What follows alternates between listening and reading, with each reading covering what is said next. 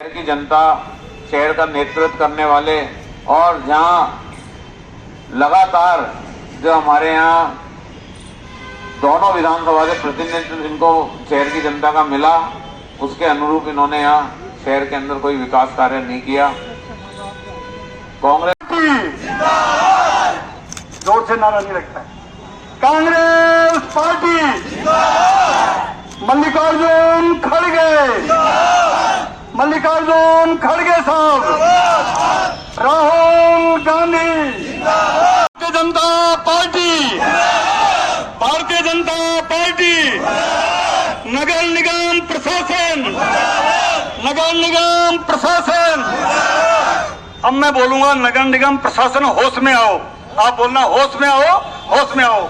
नगर निगम प्रशासन होश में आओ, नगर निगम प्रशासन होश में आओ, नगर निगम प्रशासन होश में आओ, नगर निगम प्रशासन। भले ही आगे हमारा जो संविधान, कल संविधान दिवस है, हमारा संविधान ने राजनीति को जनता की सेवा के लिए बनाया था। इस लोकतंत्र को इस प्रकार का बनाया था कि जनता वोट दे और वो व्यक्ति चुन के आए और जनता की समस्याओं का समाधान करे। लेकिन आज जिस प्रकार की राजनीति भारतीय जनता पार्टी कर रही है, वो ऐसा लगता है कि जनता की सेवा से, देश की सेवा से कोई लेना देना नहीं है। अपने जो मित्र हैं, उद्योगपति मित्र हैं, जिनसे इनको फायदा लेना है, उनकी सेवा करने का बीड़ा इन लोगों ने उठा रखा है। और इसका ताजा उदाहरण अभी अडानी केस में आप लोगों को देखने को मिला होगा कि जो रिश्वत देश के अंदर दी गई, आंध्रा के अंदर, तेलंगाना के अंदर, जो हिंदुस्तान के कई स्टेट के अंदर दी गई, उसका मुकदमा हिंदुस्तान में चलने की बजाय अमेरिका में चला है और इनको गिरफ्तारी के नोटिस वहां पे जारी हुए। यहां इन लोगों ने आंखें बंद कर रखी है। सेबी को जो काम करना चाहिए, सेबी वो काम नहीं कर रही है, क्योंकि वो खुद ही इन लोगों में लिप्त हो गए और लाभ के पदों पे इनके पति जो हैं वो एक फायदा उठा रहे हैं और हम लोग आंख बंद कर रहे हैं। राहुल गांधी जी लगातार इस को लेकर आवाज बुलंद कर रहे हैं। उन्होंने एक ही बात कही है और जो मैं समझता हूं सरकार को मानने में दिक्कत नहीं होनी चाहिए। राहुल जी ने कहा कि हम इसकी जेपीसी से मांग करते हैं कि सिर्फ जेपीसी से जांच करा लो इसकी, और जांच में दोषी है तो कार्रवाई कर दो, बस इतनी सी बात है। उसको मानने को सरकार राजी नहीं है।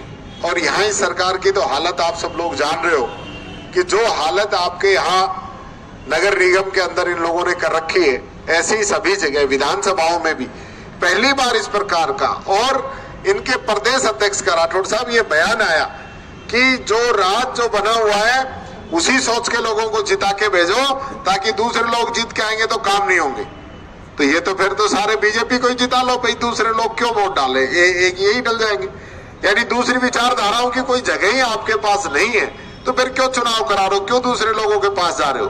तो ये तो इनकी मंशा है जो साफ झलकती है कि इन लोगों की मंशा क्या है। प्रदेश की हालत ये है कि पेंशन नहीं आ रही, 3-3, 4-4 महीने हो गए। बेरोजगारी भत्ता नहीं आ रहा है, 11 महीने हो गए राज बदलने के बाद। बच्चों की स्कॉलरशिप नहीं आ रही है। महिलाओं के फोन बटते थे वो बंद कर दिए, राशन के किट बटते थे वो बंद कर दिए। 25 लाख का इलाज नाके बरोबर हो गया है, 10 लाख का दुर्घटना बीमा नाके बरोबर हो गया, उसको भी बंद कर दिया है।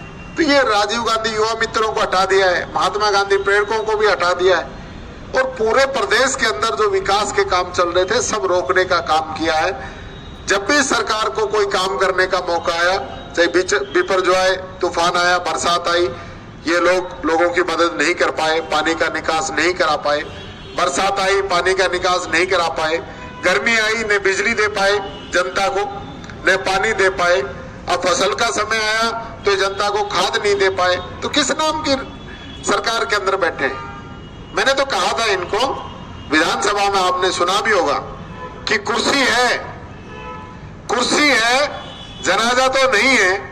कुछ कर नहीं सकते तो उतर क्यों नहीं जाते।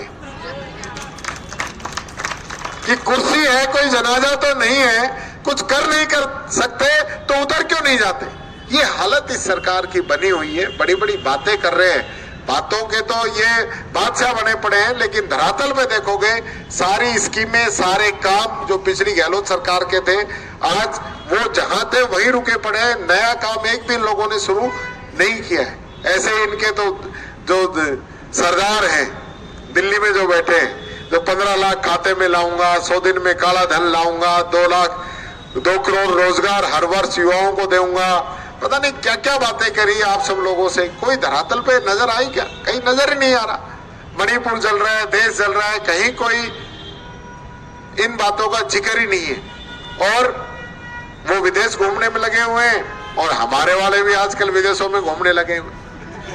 विदेश के मैंने कहा भाई अपनी गलियां, अपना गांव, अपना प्रदेश भी देख लो, फिर बाद में घूम लेना। तो मैं समझता हूं पहले यहाँ के हालात जो हम रोजाना देख रहे हैं इनका तो सुधार करें, फिर बाहर जाके बात करें। मैं यही बात कहता हुआ अपनी वाणी को विराम दूंगा। मैं यही कहना चाहूंगा, आप लोगों का जो धरना है ये लोग नहीं मानेंगे तो हम लोग जयपुर से भी आप लोगों के साथ खड़े हैं। आने वाले समय में प्रशासन को चेताना चाहूंगा कि ये जो संविधान से चले, बीजेपी की तनख्वाह पे नहीं चल रहे हो। जो जनता टैक्स देती है, अजमेर की जनता जो टैक्स देती है उसकी कमाई से आप लोग काम कर रहे हो, उस पे आप लोग टिके, उस पे आप काम करें। आप किसी की जेब के लड्डू नहीं बने। ये प्रशासन को मैं कहना चाहूंगा, आपकी जिम्मेदारी है, आपका हक है, आपका कर्तव्य है कि जो संविधान ने हमें ताकत दी है उस ताकत का इस्तेमाल हम आम जनता के लिए करें, उनके लिए काम करें। यहाँ उर्स का मेला आने वाला है जिसके लिए तैयारियां मैं समझता हूँ प्रशासन को करनी चाहिए। मैं कहना चाहूंगा प्रशासन को कि तुरंत इस पे संज्ञान लेते हुए तैयारियां शुरू करें।